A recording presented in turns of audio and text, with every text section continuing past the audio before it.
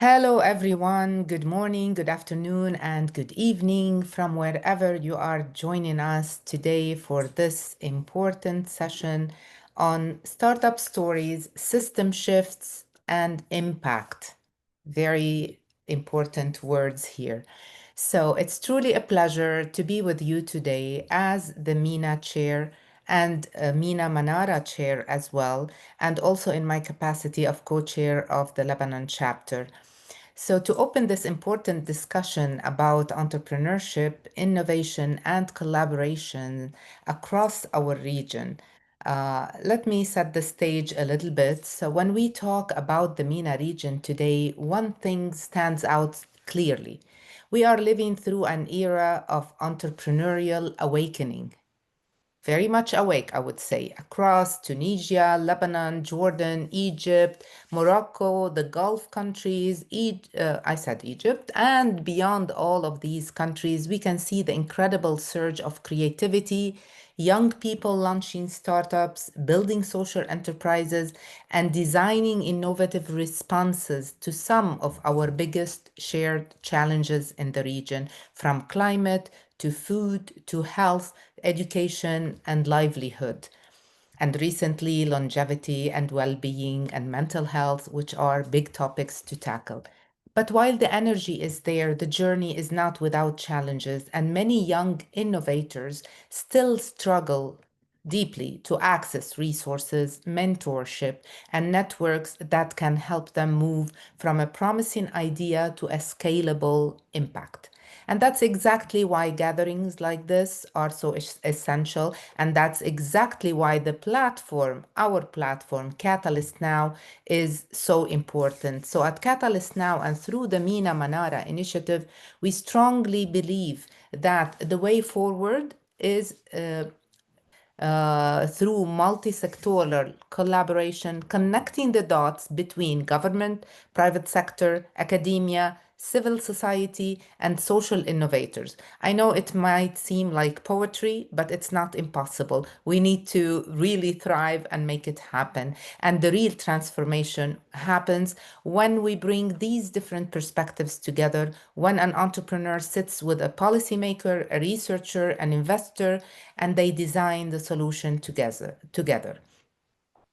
This is a tremendous potential in our region, especially through the young social entrepreneurs like the ones we have here with us today. So at Mina Manara, our goal has always been to shine a light on these stories, to highlight what's working and what's not, to learn from our mistakes, to connect innovators across borders. And today's session is a reflection of exactly that spirit. We're joined by an inspiring group of social entrepreneurs from Morocco, Lebanon, Egypt, and Iraq. And I would like to address special thanks to our distinguished member, Jacques Gendo, for really setting up this great session where we will connect ideas between several countries of our region. And I would like to start by thanking our speakers for joining us today. And also, big thanks goes to the Secretariat at Catalyst Now for the giant effort they put into curating and preparing for these. I think there are 170, 160 sessions throughout this week.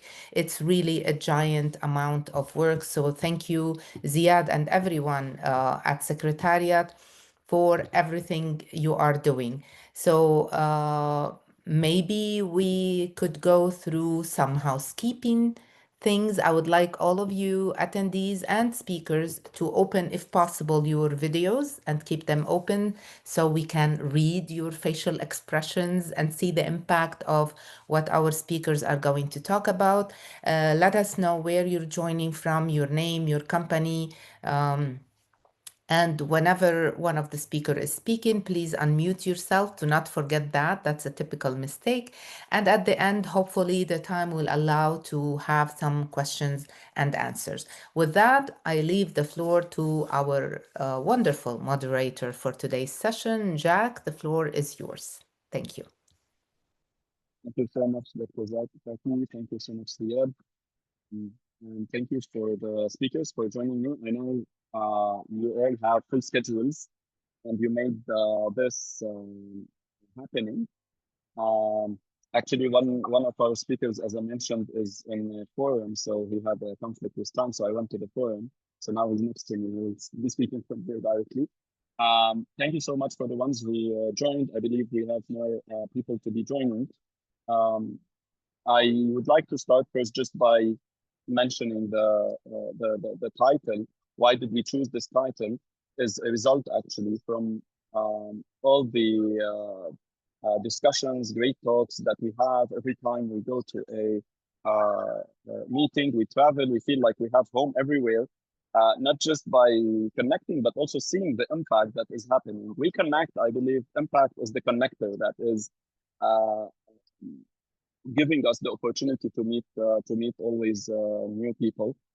And I'm honored to have like all the speakers here. I've seen their impact on locally, regionally, and internationally. So it will be hopefully a great discussion. Before we start, I would love to have a poll. Zia, please. We have two just questions to ask you um, as a start.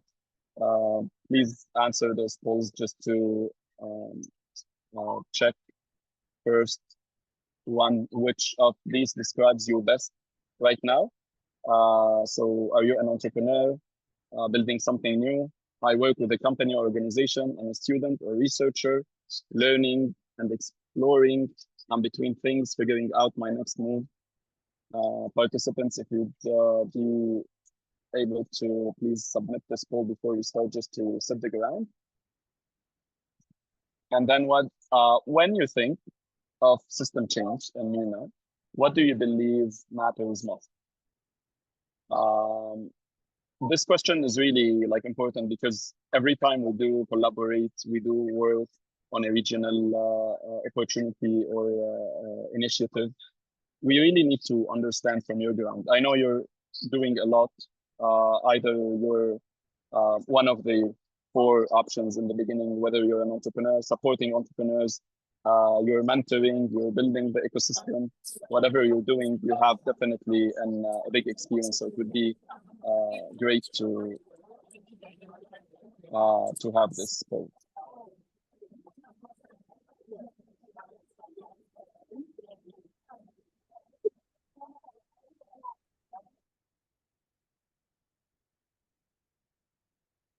Oh, we can answer as well. I forgot we are in a meeting format. So I don't find myself in the options. Okay, so we have mostly entrepreneurs. I'm an entrepreneur building something new. It's good. I have the icon, the emojis now. I work within a company or organization. Okay, that's amazing. I'm a student or researcher learning. So we have a bit of every category. Hopefully, you will achieve whatever you want. And I would love to tell you that this here is a network that you can join whatever you're doing. Either you're building a business, you reach out to any person here, literally. I wouldn't choose to reach out to anyone if they are not always helpful supporting the community, locally, regionally. So you just connect with the people here and always try to reach out if you need any help. By the way, I'm in a forum now. I met a lot of people, fellows from networks that I've been to. So whenever I travel, I keep meeting people just because we network. We try to always find people who are always connecting because of the impact that they are making. Um, Please put in the chat wherever you are in now, which city, which country. And if you would love to share anything, please share it in the chat. It's an open space. This is not a webinar format. So anything that you can share would be amazing. Um, so why did we choose the startup stories and the system shifts? Because I believe the leaders who are trying to change the story in our region, where we have a lot of potential, we have a lot of resources, human resources. We just need the maestro that can actually inspire, support, empower whoever is just have a sparkle of starting something. And from that, I would love to start with Dylan. I know I'm surprising you guys. I didn't give you any order, but it is on purpose, so you can give your natural opinion. So Dylan has returned to his homeland, to Iraq, to build and to help building an ecosystem that I know personally in Iraq is really challenging to build the ecosystem. He came back from France. He will introduce himself right now. But before asking the question, it will help you maybe. Just don't forget to unmute yourself. The first question that we'll ask Dylan maybe will help you more introduce yourself to help you since you're the first one. What motivates you to return to Iraq and started the Return Initiative? Please, the mic is yours. Thank you, Jack. Thank you, everyone. It's a pleasure to be here with you all today, or tonight, actually. Shlama lochen, as we say in our language, in Aramaic. So, as you just said, I returned to my home country. I'll be quite brief about this, but I grew up in France. I was born in Iraq from an Assyrian background. I grew up in France. I lived there for 28 years. I was a baby when we moved to France. I studied law and political sciences. I was working in a law firm in Paris. So for many people, it would have been an ideal situation, living in Paris, seeing the Eiffel Tower every day and working in a law firm. But there was something missing, and this thing missing was the homeland, basically. So the country of origin, your people, your language, being surrounded by your fellows. And in Iraq, it's quite diverse, So I consider everyone as my fellows. And the idea was to give more sense to my life. Our generation, I was born in 90, and so our generation and the ones probably younger than me try to find a sense in their life. The career is not enough anymore. We cannot just rely on this, on a good job and then do it for 30, 40 years. We need more sense. And my sense for me was giving back to my community, to my country. So everything I learned in life, everything I studied, the experience I've had in my life, I wanted this to be useful for my country of origin, and just with all humility, just try to build something here. So that's why I moved back 6 years ago, and I moved back for real. I quit my job at that time in Paris. I have no address anymore in France now. And I live here. I live in the village where my ancestors have been for centuries, and next to a big city, of course, because I still need a modern life. But and that's where I started this idea of the return, which is basically helping people, and especially the Assyrian Christian community, to move back to their country of origin. So now we have 4 countries where our community is from, which is basically the northern Mesopotamia lands. And it is an emergency because, while traveling in Europe, in the US, before moving back here, I realized that 90% of our population had moved abroad. And if we don't do anything, we will just disappear. We just become a topic for historians. And that's what I didn't want. So when I realized that, I said, that's it, halas, there's an emergency. This emergency is to keep our community alive, our language alive, and be part of the reconstruction of this country. We've been suffering here for decades now, since the Iran-Iraq war, dictatorship, the Gulf Wars, the embargo, and now there's very positive movement and trend for everyone here, despite all the challenges. I'm not saying it's everything is perfect, but I can see for the past years a very strong returning movement from all communities, and also entrepreneurs, startups, investments. everything is developing quickly here. So I'm super happy to be part of this movement. So just to answer your first question, Jack, I don't know if I covered what you had in Yeah, mind. thank you so much. That's so inspiring, Dylan. Good luck. You're doing a great job. I can see you I can see it every day. Now going from France to Iraq, now we want to see another story going from Beirut to Tripoli. A person who decided to locally but go back to the community as well, since we are in the same context, and support an amazing community that also has a lot of potential in Tripoli. And he started like fighting really hard, and until now he's been fighting. I don't know how many years so far. Fadi, uh, Fadi is doing also an amazing job. Beside all the challenges, I know, guys, when I say an amazing job, I know all the struggles. Okay, I know that you're suffering. I know that you're not sleeping sometimes, but it is an amazing job because what we see from the outside is always different. When we see from the inside, okay, we see it's never enough because we want to reach an ideal momentum or an ideal goal that is not, we're not getting there easily. We'll not get there easily. It's a long journey. So now I'd love to hear from Fadi also by introducing himself and what does it take also to build, what did it take to build an entrepreneurial ecosystem from scratch in a city like Tripoli? Hello, everyone. My name is Fadi Mikati. I'm the co-founder and director of Tripoli Entrepreneurs Club, which is it started as a grassroots initiative. Thank you. Back in 2013 to support and to spread awareness and culture of entrepreneurship in a city outside the capital.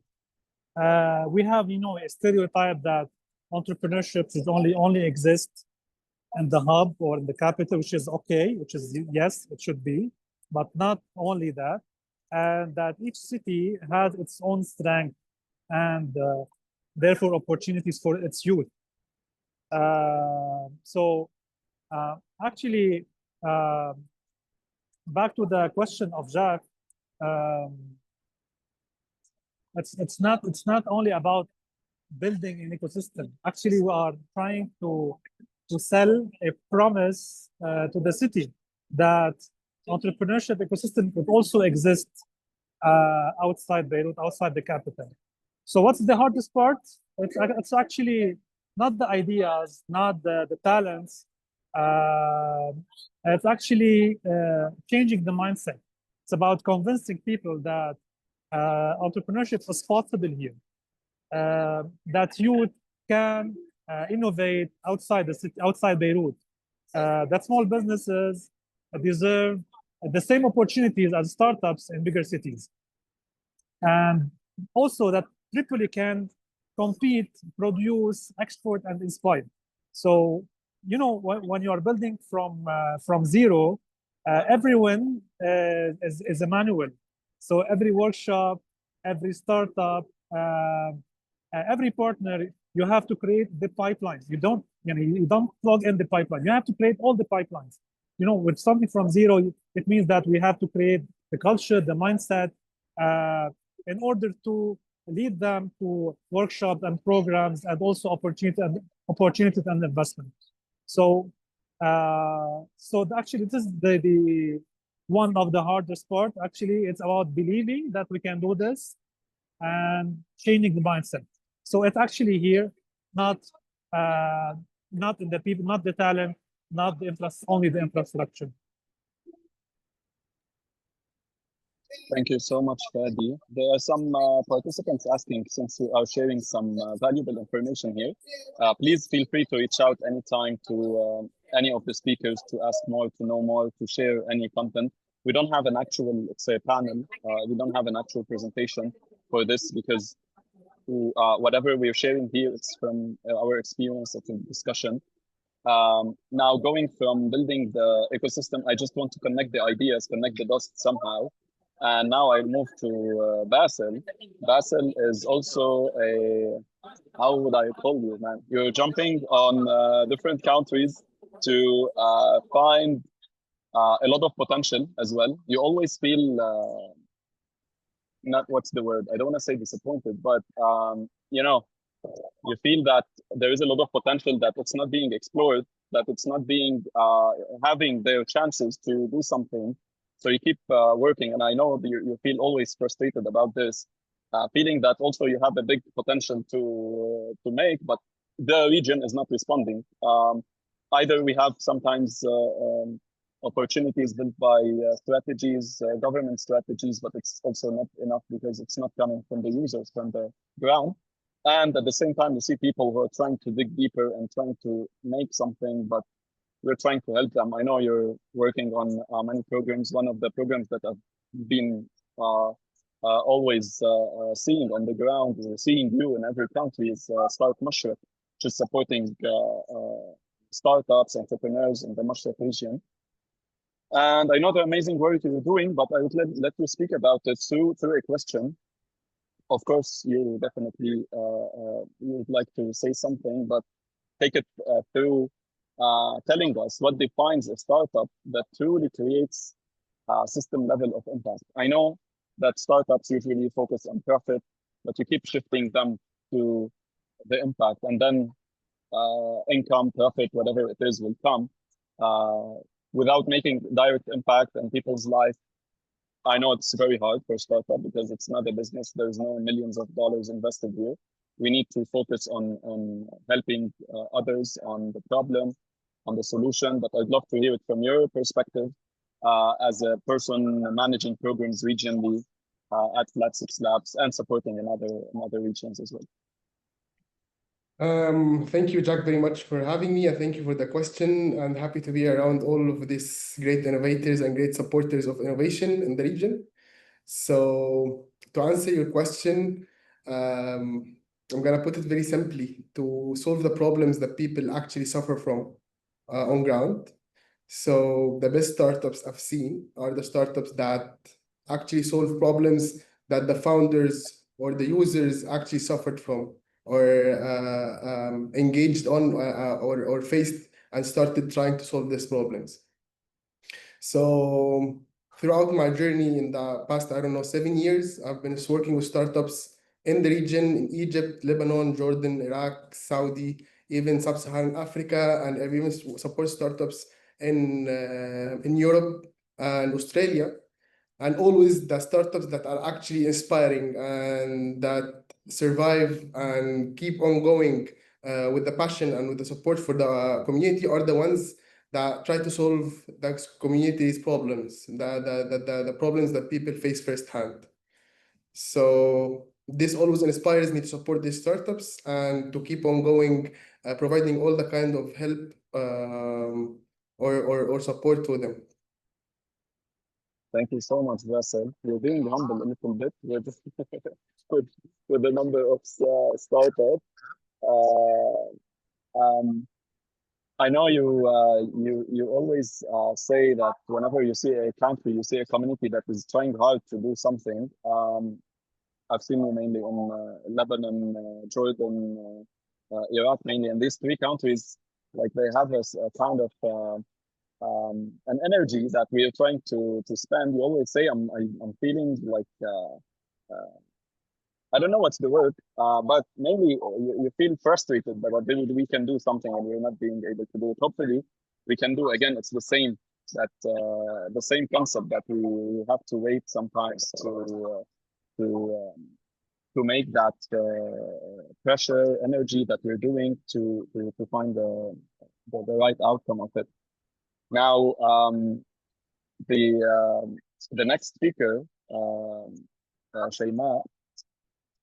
My experience with Shayma was from a level at a level that we all believe, I think, here that we should start from, which is the education.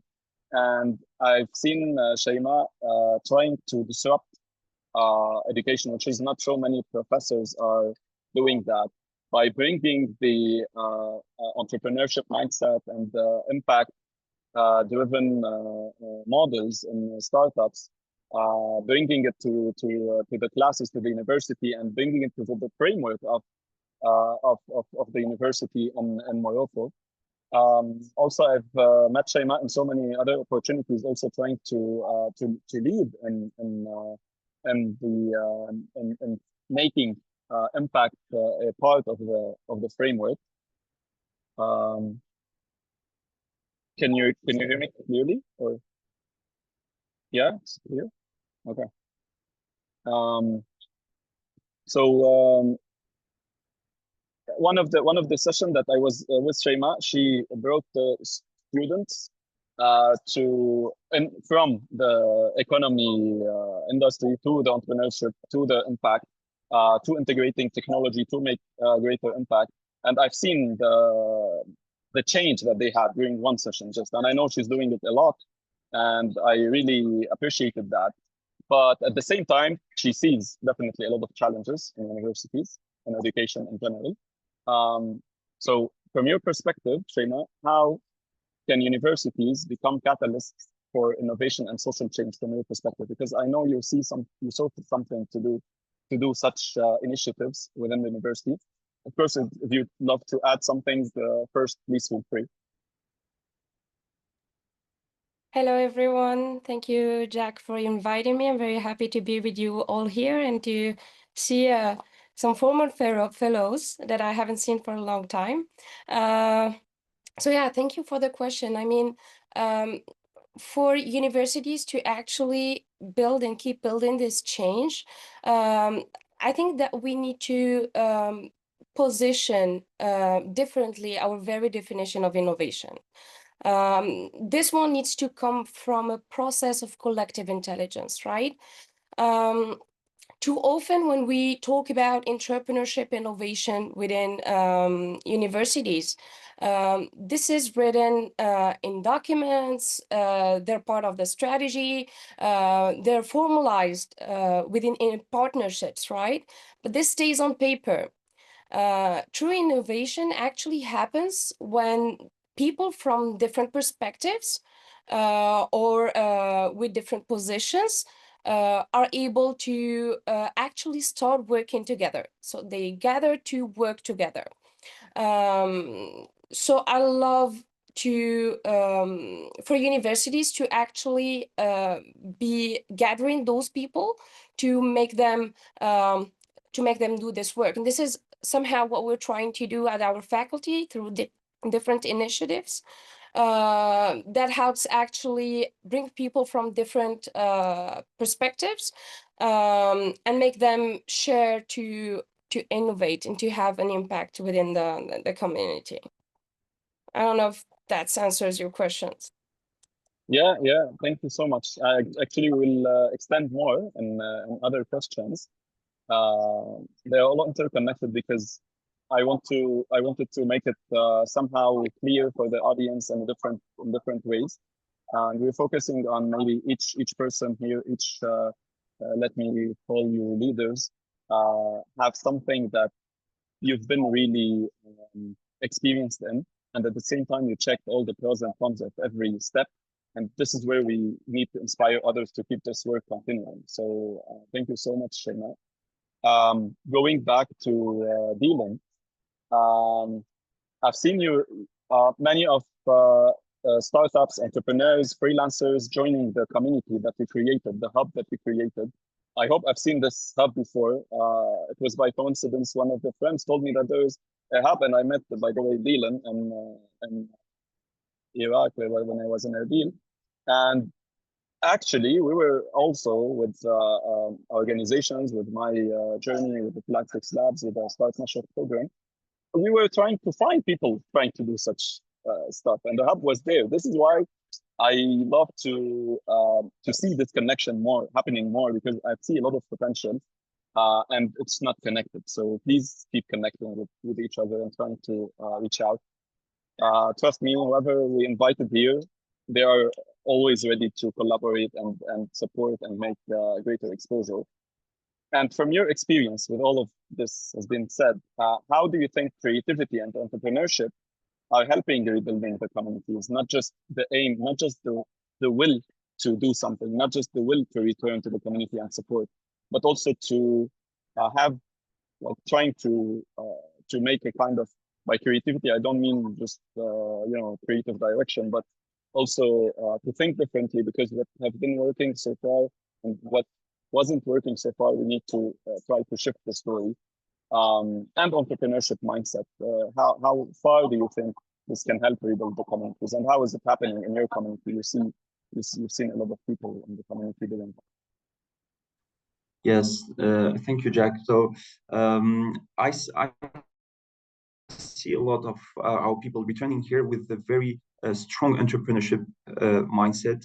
And the entrepreneurship mindset is usually understood as a startup business for profit. Many people, dreaming to become the next Silicon Valley big company. So this rarely happens, but the mindset is here, and the mindset can be achieved. This philosophy can be established through a company, a business, and also through non-profit. Both they sound different, they sound very different, but at the same time, there is the same idea of building something, starting something, and some things can be done only through businesses, and some other things can be done only or differently or better through non-profits. So we see this dynamic now, and amongst our returnees, we call ourselves returnees, we have this mindset. So we have someone very successful, born and raised in London, but originally from Iraq.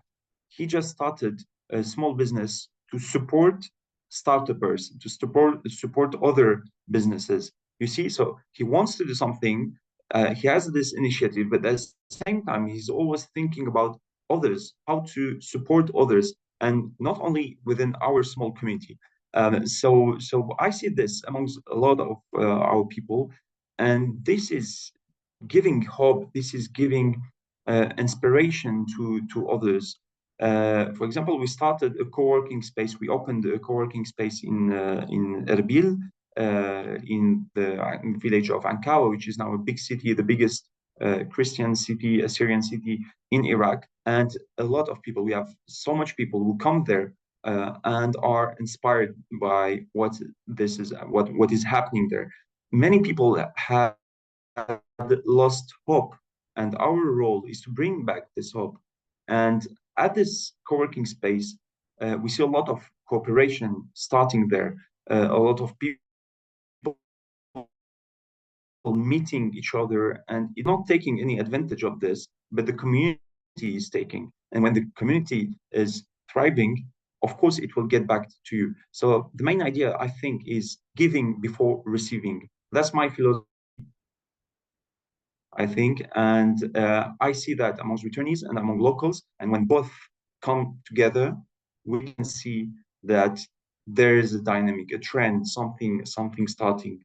So yeah, definitely, I love this entrepreneurship mindset, and I'm very confident about where it will take us. Thank you so much, Dylan. I love the word returnees. It's a nice name. So it's a category now supporting whoever is coming back to join this to join the movement. I think you should talk to Fadi. They have a lot of and building the ecosystem. You would learn a lot from each other. I'll be happy to be in that meeting whenever we meet. Going to Fadi, yeah. Going back to Fadi, Fadi is also like now at the stage of whatever impact he does, he feels like he needs to share it now and expand it. So I'd love to know from Fadi about the expanding and collaborating across the region. How do you think you can take that experience from the local community in Tripoli and in Lebanon to the region? Your finding, your vision about the region, because this region is a treasure, I believe, of resources, of human resources, and we need to somehow collaborate and find those opportunities. Yes, thank you, Jacques. It's a very important question, actually. Let's start with the gaps that we have. I mean, on the level of the MENA region, we are fragmented. each country speaks alone. The programs, they don't speak with each other. Yes, we have a lot of effort, for example, from Basil and other people are doing a great job on that level. But in order to take our initiatives all together to its maximum capacity and to scale the impact that we have, to understand each one's strength and how we can leverage these strengths together. So we're not here to compete, we're here to complement. When we know that, for example, what are the strengths of Lebanon, what are the strengths of Jordan, of Egypt, Morocco, Iraq, and then try to collaborate on that level, then we can scale up much easier than how we are trying to do now. So I have a vision, actually. It's a bit futuristic. Maybe the political status quo doesn't allow me to dream big, but at the end of the day, we will reach a moment when one of us will be leading somewhere, maybe one of them will be a decision maker, and we can enable this vision or dream that we all dream about. It's about unifying our efforts and learning from each other experiences. So the first, let's be practical. The first thing that we need to do is to know each one's strength, building on that, and then having a roadmap for scaling up. And to start with, looking at our synergy and our similarities, not only our differences. You know, yesterday I was speaking with someone from Jordan. So when Arabs usually meet, they start with looking at the differences. You know, we don't eat it like this, like it's a soup. You know, in Egypt, we don't do mlokhiyeh like that. But this is how we start looking at things. But we don't start with how similar we are and how we can work together.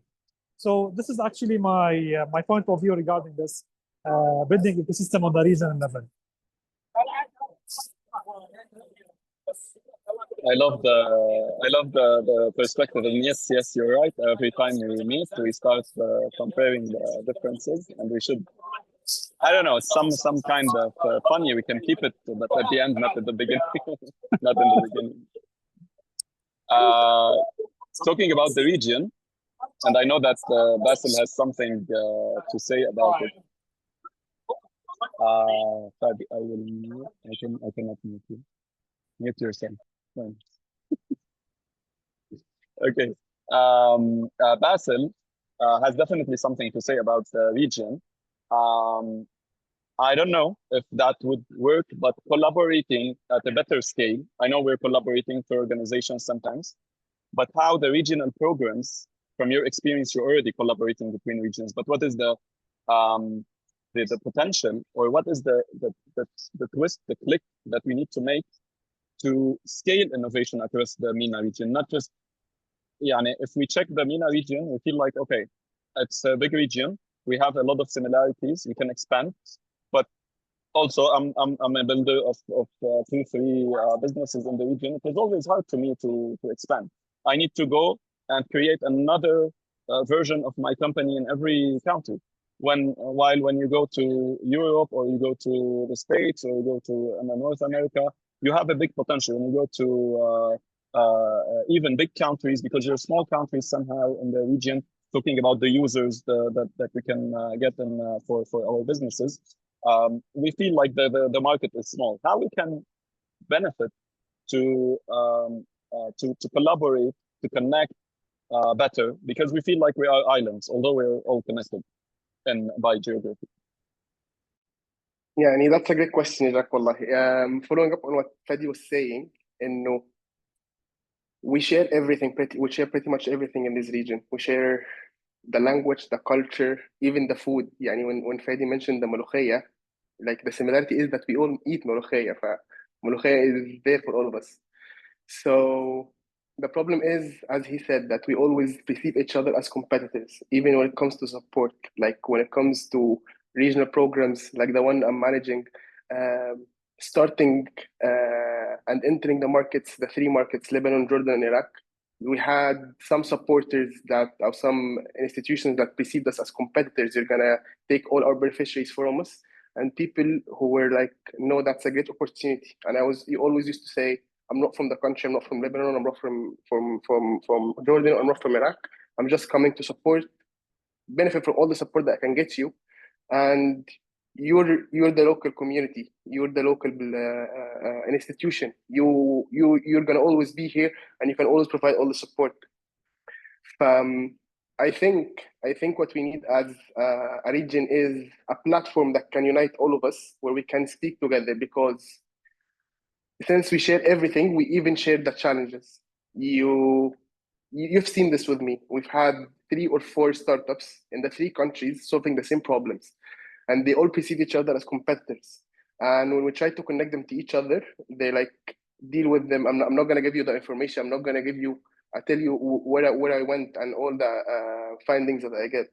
But the moment we change this point of view, that we support each other, and rather than thinking, no, I'm now working in Lebanon and I want to expand to Iraq because it's a bigger market, so I'm not gonna give any Iraqi any support, or I'm not gonna mentor him.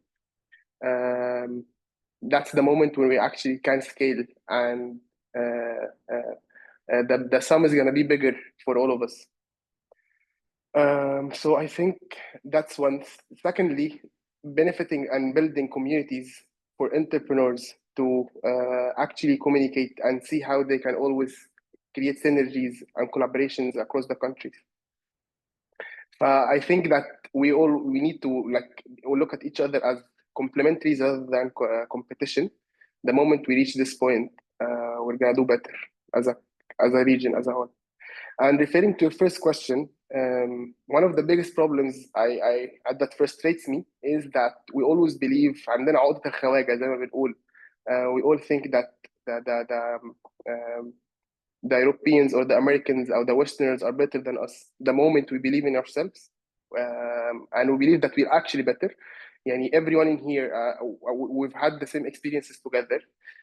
We went to the US thinking that we're going to learn from them. We ended up teaching them everything. We're actually better. The moment we believe this, and the moment we accept that collaboration is the only key, this is when we're gonna actually thrive and do better as a region.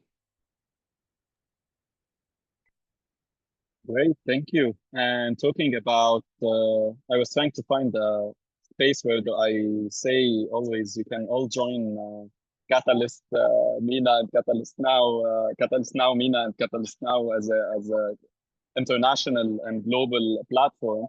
And I see this an opportunity. You said we need a platform that connects us. This is a great platform, I think, to collaborate.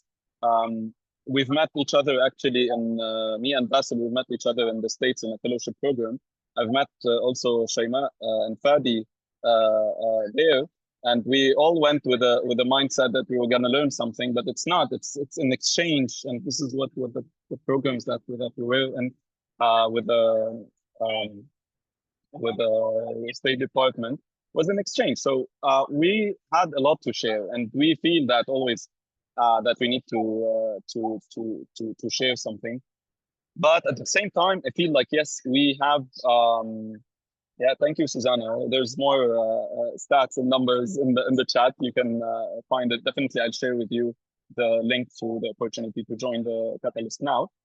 But it's a very important topic, by the way, to discuss more. And that takes me also to now Shaima, because the experience that you're sharing, which is first an inspiration. And I don't like to keep inspiration alone usually, because you can inspire someone, they can be inspired for a while, and then everything disappears. But it's inspiring and empowering. But you've seen that in many places that you've been, in many countries. You've seen that your students have a lot of potential, but they don't know it, they don't believe in it. And this is the case with most of our students in the education system. But what exactly from all what you do, I know you're doing a lot, what inspires your students more to think differently, different than the status quo, different than what we all believe in, that misconceptions that we have. And it took us like 10, maybe 15 years work to get rid of and to change the mindset.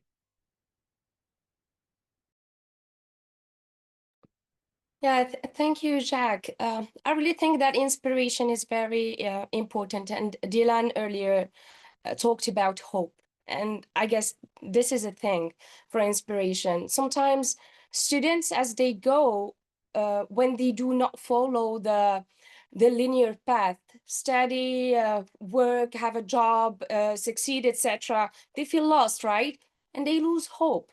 And I think it's our responsibility also to enlighten a bit their path and say, no, this is an opportunity. You can see it in an opportunity and create your own path, right?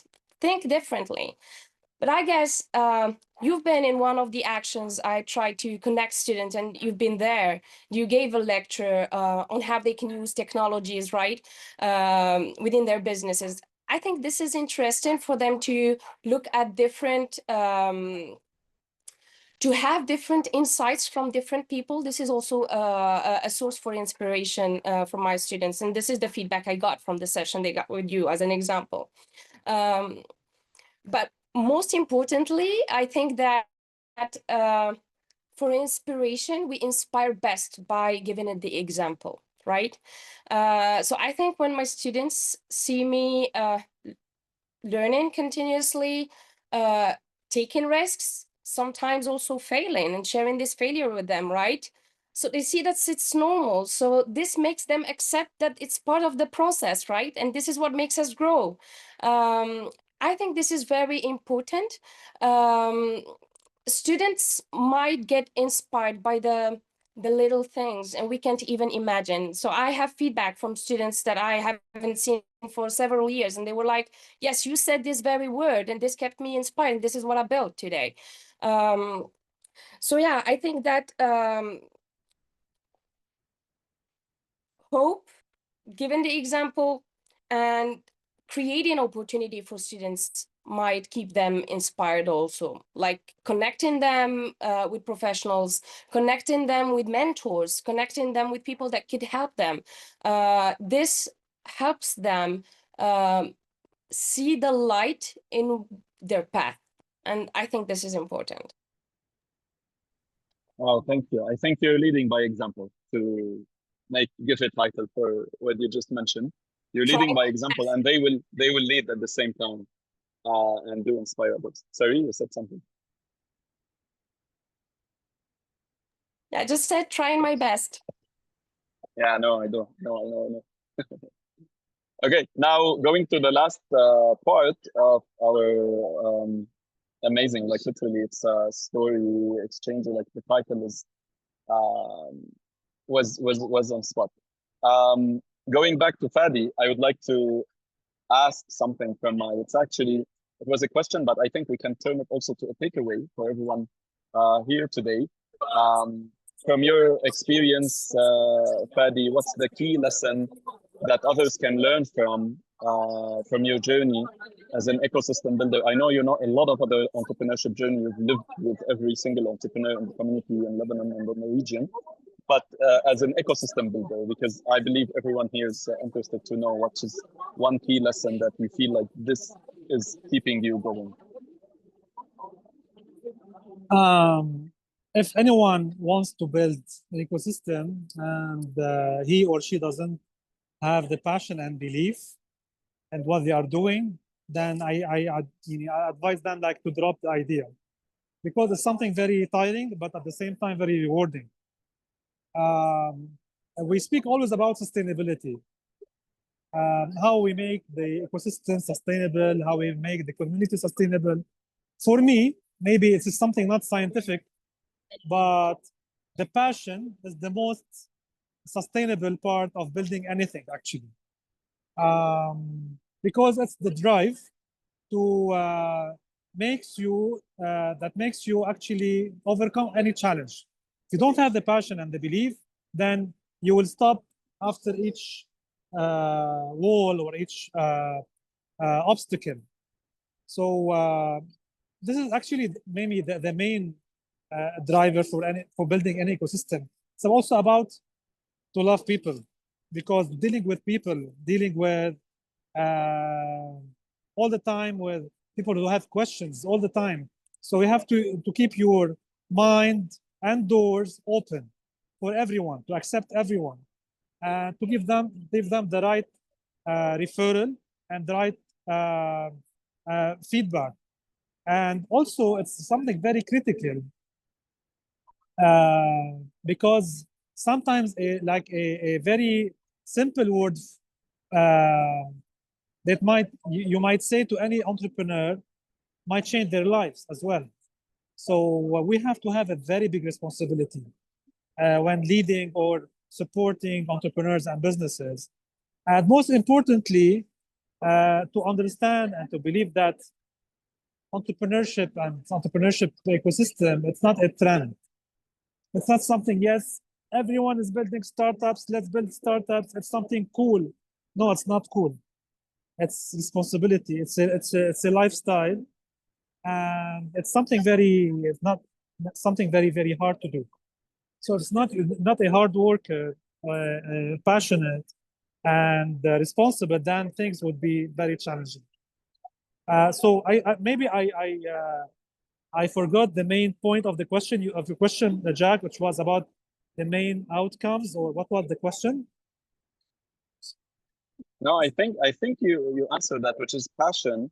What was one takeaway, one lesson for whoever is trying to build an ecosystem. So I think you've answered that, but I know that it's your journey now being translated into words. So I know you have a lot to say.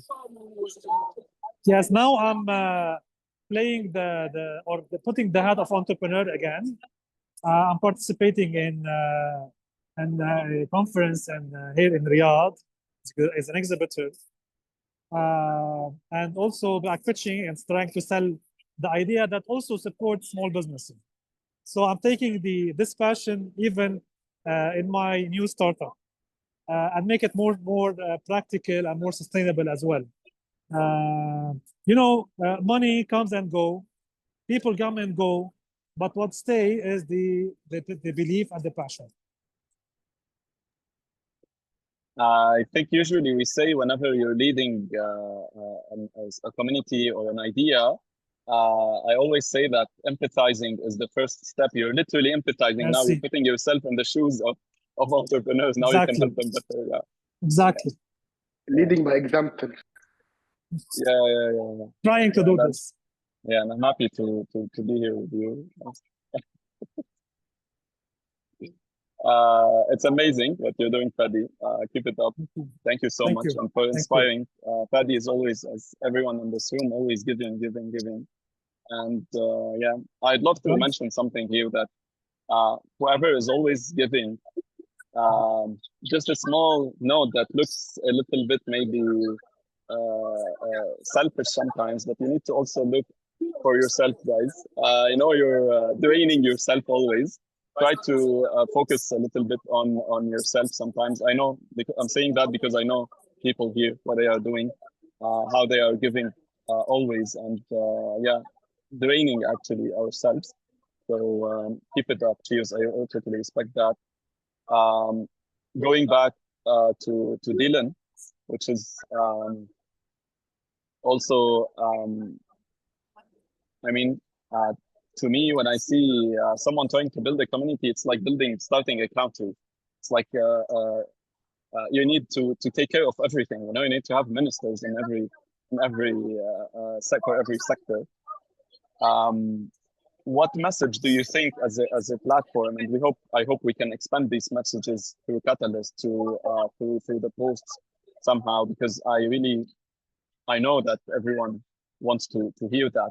What is the message that you would give to young from your community first and from the region? Because for me, I know whenever I travel, I do conferences, I meet people, I feel like it's the same messages that I need to share. It's everywhere. The same feeling, the same frustration, the same challenges and the same hope and the same energy. I see it everywhere in the region. So what do you say to the young people about creating the change? Why do they need to jump on this, and why they need to make a change? Yes, very interesting. I see a lot of people here in Erbil, in our communities, who have great ideas, but they don't have the willingness to start. So the main thing I'm telling them is don't make it that big. Start, just start. You may have the long-term objective you want to achieve, but just start, and you'll see that the path will open. You'll see new ways to achieve what you want to. You'll see new opportunities. People will contact you. People will start knowing you just because you started something. So the most complicated thing, it's like, doing the chores in your house. You just need to start. That's the most complicated thing. And then people don't believe that they can have an impact. But in fact, it's like voting. Next week in Iraq, we will vote for the parliament elections. People don't believe that it can have an impact, but I'm telling them there is probably a bigger cause, which is the interest of our community or communities, or enhancing the systems here, public services, business, media, many things. But it's like a puzzle. Each one of us is one piece of the puzzle. You cannot achieve the puzzle. You will never achieve it by yourself, but you can be part of it. Like, do your job, do your part of the job, and if everyone believes that, yes, we will achieve the puzzle.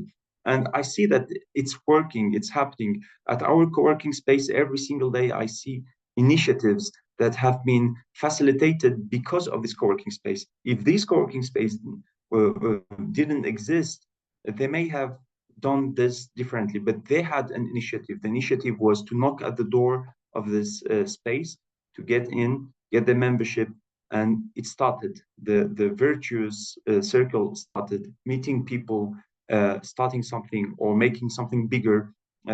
We have many people who are entrepreneurs in our co-working space, young entrepreneurs with a lot of ideas, but they need some people to catalyze this. And that's precisely the word I love, and that's very relevant in this meeting, in this discussion. So it's basically, yeah, catalyzing. Do something, but do it properly, and you'll see that many routes, many paths will open to you.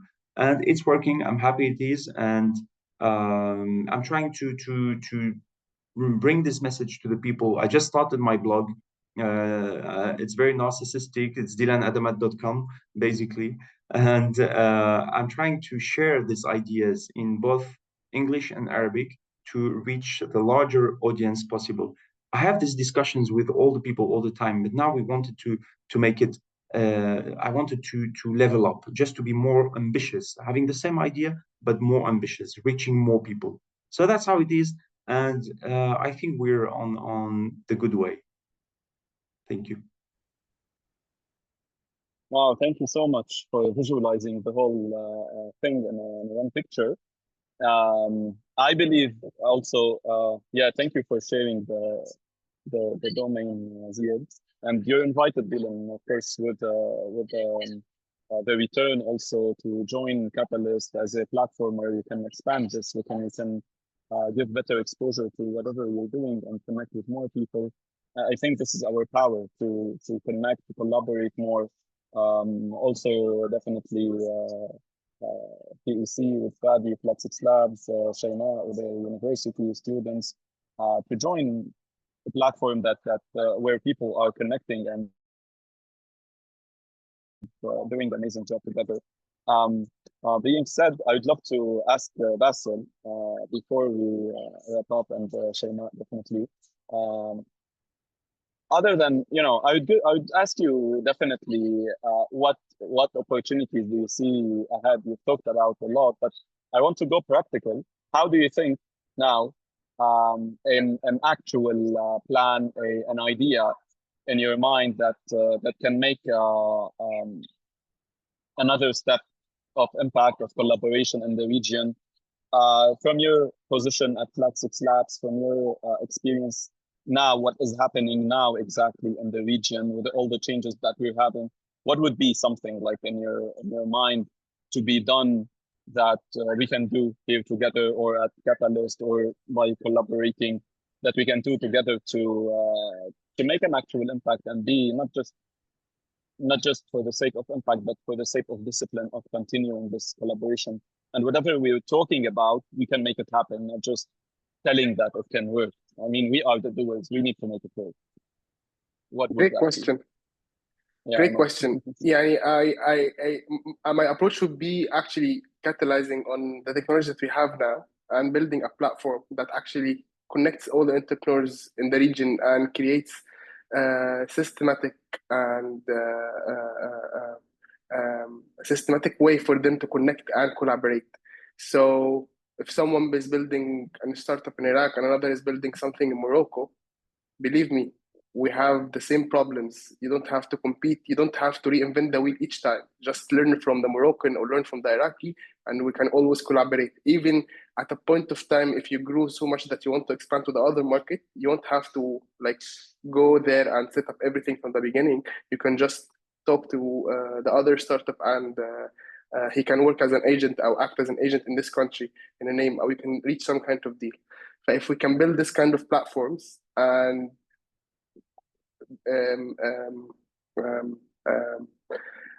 make sure that all the institutions in these countries have all the startups there, and actually make it a part of all the programs that we work on and all the communities that we work on to initiate this conversation in this platform, I think this would act as a great catalyst for the whole region. Thank you so much. This is amazing. Faima, I will finish with you if you're ready. Yeah.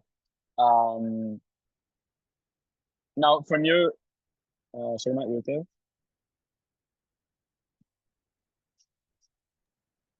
You can hear me. Okay, perfect. From your perspective, as a final word, feel free always, please, anyone, whatever you want to share as a final word, feel free. But I'd love to make it more as an action plan. How do you see now academia within the entrepreneurship? How we integrate entrepreneurship within the academic level or space to empower you through whatever we're doing? So you would say, I don't know, an idea or something that you've been thinking about to do with the students, maybe to collaborate with whoever is here, or maybe we create a space for them to actually feel and try something within the actual ecosystem. If you have anything to say about that, that would be great, and to set an action plan, because someone here would be definitely taking that action plan and be inspired and hopefully do it.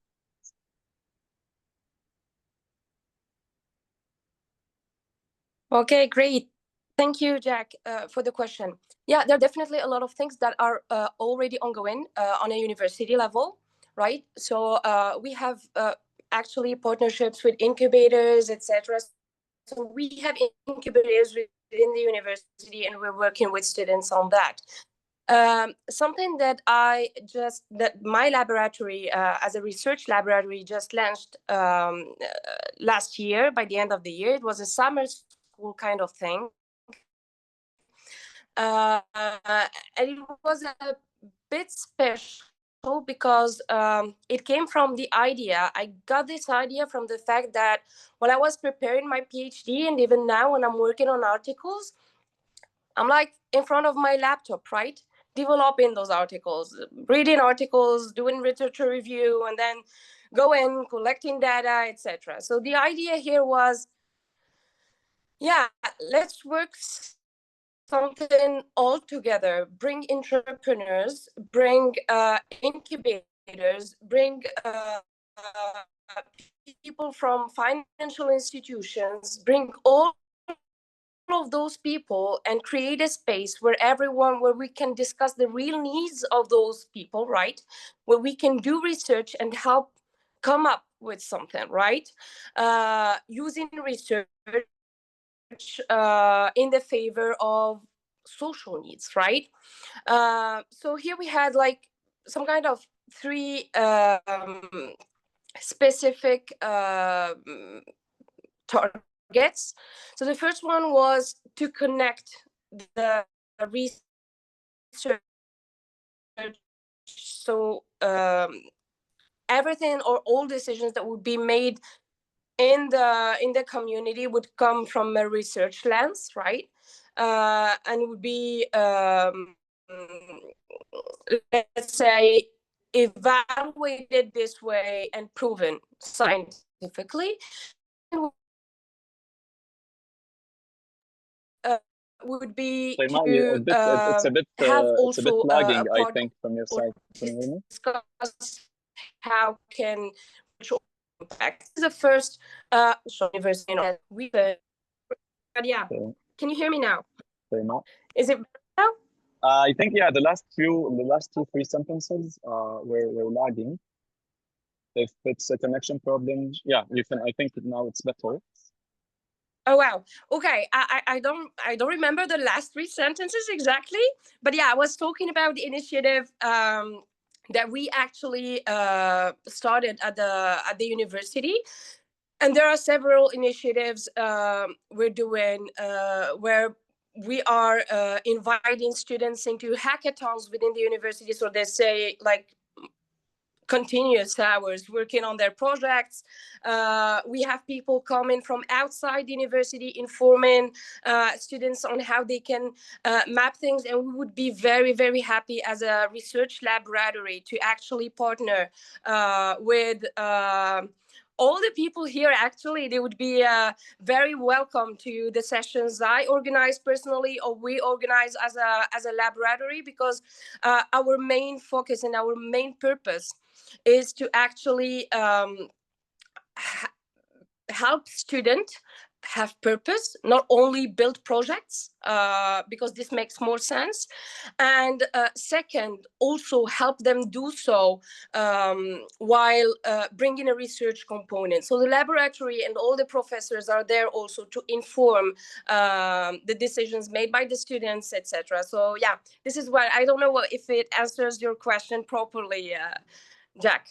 No, exactly. You answered the question, and you took my call to action, which I wanted to make, that to invite each other to whatever you're working, because it's amazing. I know you'll be amazed. I know you'll be thanking me to saying that once you collaborate with each other.